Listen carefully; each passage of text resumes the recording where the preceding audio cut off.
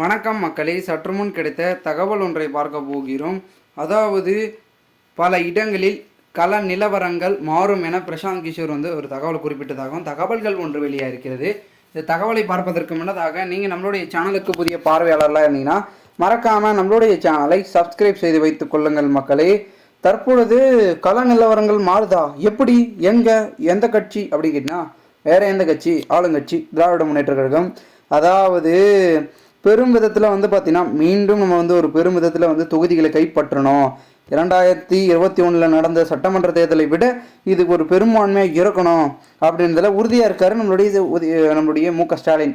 ஆனால் பெரும்பான்மை என்பது கிடைக்குமா கிடைக்காதா அப்படின்றது ஒரு பக்கம் இருந்தாலும் எந்த ஒரு தேர்தல் எப்படியோ நீங்கள் அப்படி இப்படி இருந்துடலாம். ஆனால் 2026 தேர்தலில் வாய்ப்பு இல்லைங்க அப்படின்ற மாதிரி தகவல்கள் ஒன்று சொல்லி கொண்டிருப்பதாகவும் கூறப்படுகிறது. ஏன்னா ஒரு பக்கம் பார்த்திங்கன்னா திமுக அழிய போகிறது அப்படின்ற ஒரு சூழல் நிலவிட்டுருக்கு. எப்படி அப்படின்னு கேட்டிங்கன்னா டிவிகே என்டிகே இணைய போகிறாங்க அப்படின்ற ஒரு சில தகவல்கள் நீங்கள் சமூக வலைத்தளங்களும் இங்கே பார்த்துட்ருப்பீங்க, ஓகேங்களா? அப்படி அவங்க இணைந்தாங்கன்னா இணைந்தால் எப்படி தோல்வி விடுவாங்க பின்னாடி அப்படின்னு கேட்டிங்கன்னா எல்லாருமே புதிய ஓட்டர்ஸ், ஓகேங்களா? எல்லாருமே புதிய ஓட்டர்ஸ் எல்லாருமே அடுத்தடுத்து என்ன பண்ணுறாங்க, ஓட்டுக்களை பார்த்திங்கன்னா புதிய தலைமுறைகளுக்கு பார்த்திங்கன்னா அறிந்து புரிந்து தெரிந்து வாக்கு செலுத்துகிறாங்க. பழைய கட்சிக்கு யாருமே போகிறதில்ல. அதுதான் யதார்த்த ஒரு உண்மை. ஸோ இந்த ஒரு சூழலில் நம்மளுடைய 2024 தேர்தலை காட்டிலும் 2026 இன்னும் பார்த்திங்கன்னா முன்னெடுப்பாக இருக்கும்.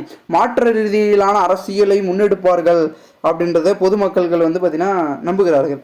ஸோ இந்த ஒரு சூழலில் 2024 தேர்தல் முடிவிலே திராவிட முன்னேற்ற கழகம் இறுதி கட்டத்தை நெருங்கிவிடும் அப்படின்றதையும் பார்த்தீங்கன்னா ஒரு பக்கம் பொதுமக்கள்களும் அரசியல் வட்டாரங்களையும் சொல்லிட்டு இருக்காங்க.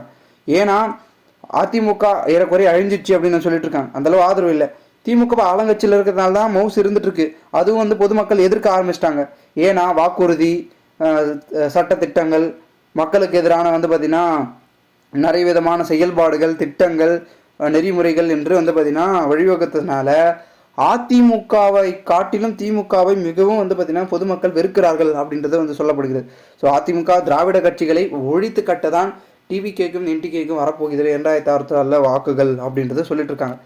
ஸோ இதெல்லாம் வச்சு பார்க்கும்போது திமுக மிகப்பெரிய பார்த்தீங்கன்னா ஒரு வீழ்ச்சி 2024 பெறுவதற்கான வாய்ப்புகள் இருக்குது. யாரை பின்னாடி வச்சுருந்தாலும் ஒன்றும் ஆகாதுங்க அப்படின்ற மாதிரி தான் பொதுமக்களுடைய மைண்ட் வாய்ஸ்கள் இருக்கிறது. பார்க்கலாம் என்ன நடக்க போகிறது, என்ன மாதிரியான மாற்றங்கள் ரீதியிலான அரசியலை முன்னெடுக்க போகிறார்கள் பொதுமக்கள் அப்படின்றத பொறுத்திருந்து பார்க்கலாம். மேலும் இது போன்று நீங்கள் அரசியல் சார்ந்த நிகழ்வுகளாம் தினசரி தெரிந்து கொள்ள நம்மளுடைய சேனலை நீங்கள் சப்ஸ்கிரைப் செய்து வைத்துக் கொள்ளுங்கள் மக்களே. நன்றி, வணக்கம்.